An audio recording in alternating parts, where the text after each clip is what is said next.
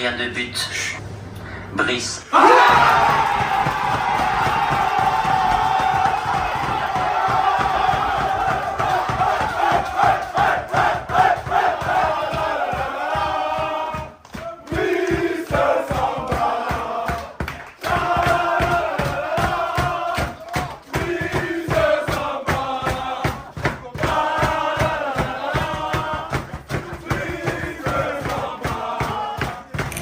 Retrouvez votre magazine avec Winamax.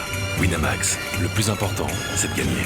Et bienvenue dans la quotidienne, toujours un bonheur de voir ces petites vidéos de joie dans le vestiaire, cette fois pour célébrer la première sélection chez les Bleus de Brice Samba. Récompense méritée pour le gardien lensois, auteur d'une grosse saison et qui retrouvera en bleu également deux petits nouveaux, Wesley Fofana et Khéphren Thuram. Alors Deschamps, il avait un petit casse-tête dans les buts entre Samba, Lafont et Illan Meslier et il s'est expliqué à chaud en conférence de presse sur le choix du gardien lensois.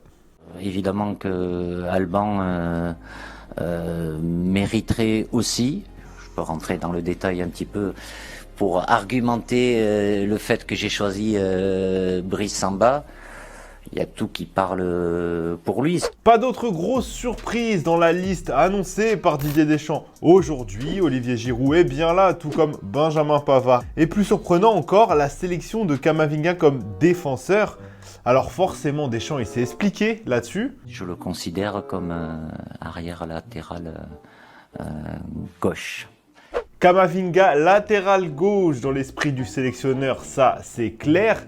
Mais pas sûr que ça plaise à l'intéressé. Rappelez-vous ce qu'il nous disait cet hiver pendant la Coupe du Monde dans le MAC justement. Eduardo, je vais savoir. Rassure-moi, tu préfères jouer milieu de terrain qu'à gauche quand même. Ouais, je pense que la question, elle se pose pas trop. Et sans transition, Didier Deschamps a forcément aussi été interrogé sur l'affaire qui l'oppose à Benzema en ce moment suite à son départ de la Coupe du Monde. Vous avez forcément suivi tout ça, les stories visées de Benzema sur les réseaux sociaux après les propos de Deschamps dans le Parisien. Et le sélectionneur des Bleus a été très clair, le passé, c'est le passé. Je regarde pas les réseaux sociaux, écoutez, je sais que c'est un sujet qui vous intéresse, qui peut mener à des débats, des polémiques. Voilà, c'est un sujet pour moi qui est clos, qui est derrière. Voilà, je vais pas recommenter quoi que ce soit. Après, libre à vous de débattre ou de dire ce que vous voulez. Ça fait partie de votre travail. Et forcément, après cette réponse, certains journalistes présents en conf étaient un peu sur leur faim et ils ont eu le courage de tenter une relance sur la question. Mauvaise idée. Désolé de revenir sur un dossier polémique, mais les interventions de Karim Benzema, qui est Ballon d'Or, ont beaucoup de portée. Et quel est votre sentiment aujourd'hui par rapport à cette prise de position qui est très forte et qui, encore une fois, vient perturber la vie de l'équipe de France? Quand vous n'aurez pas un mot de plus de ma part par rapport à ce que j'ai répondu à la première question. Après, c'est derrière, il n'y a rien qui me fera reparler de ce sujet. Bon, l'affaire semble close jusqu'au prochain épisode, comme d'habitude. Donc nous aussi, on va tourner la page et vous poser la question du jour.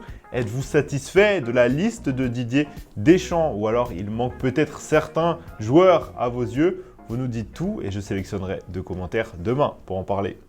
Et en parlant des Bleus, tenez, on vous a sorti un long format incroyable autour de la vie d'Olivier Giroud en équipe de France. Travail monstrueux de Sébastien Bargnot et de votre gars Clément. Ça vient de sortir, 22 minutes disponibles en exclusivité sur MyTF1, dans lequel le buteur français revient notamment sur l'action de Randal Kolo Muani face à l'Argentine.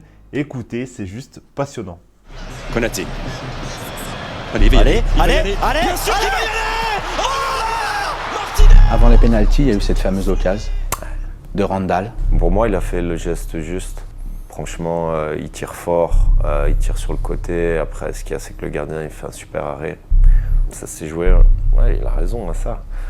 Il fait du 45, Martinez, non, au 46, à cause de ça. C'est disponible dès maintenant sur MyTF1 et dans quelques jours sur la chaîne YouTube. Voilà, aucune raison de le louper comme vous n'avez aucune raison de rater. L'info du jour, c'est celle-là. Ousmane Dembélé, blessé actuellement, aperçu hier en train d'assister au match, tenez-vous bien, entre Sunderland et Sheffield United. Voilà, Ousmane Dembélé quoi. Et hier, il n'y avait pas que ce match de Championship, rassurez-vous, il y avait aussi la suite et la fin des huitièmes de finale de la Ligue des Champions. Et pas de souci pour le Real Madrid qui a géré son avantage acquis à l'aller face à Liverpool.